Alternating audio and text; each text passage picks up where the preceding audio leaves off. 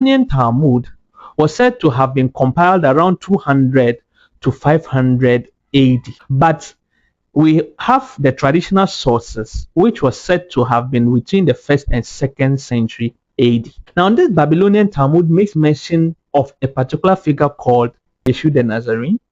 We remember the stories about Jesus, where it was said that he'll be called Jesus the Nazarene. Now, we also have other sources, such as Marbar Serapion, who was also between the 1st and 2nd century.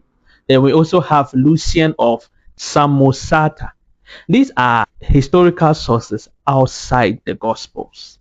Now let's come to sources within the Christian community or sources within the Christian sphere. We have Paul. We remember Paul was the later apostle whose writings make up a bulk of the New Testament. Paul can be considered as the historical figure that has been accepted by all the scholars. Paul has his writings in the Bible. Now, Paul would have been writing around 48 to 65 AD, about 15 to 35 years after Jesus.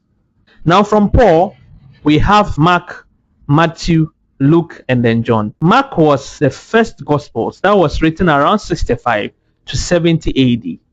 We have Matthew and Luke that was written around 80 to 90 AD.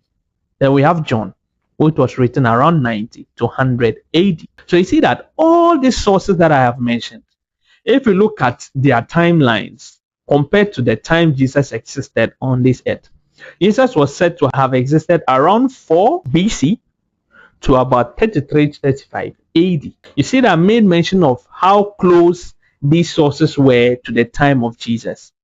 Most of these sources are 1st century sources.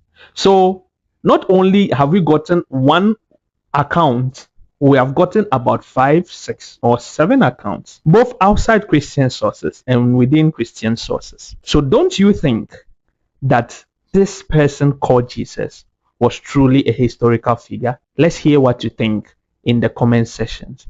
My name is Akonsi Nathaniel, and please like and subscribe to this video for more content.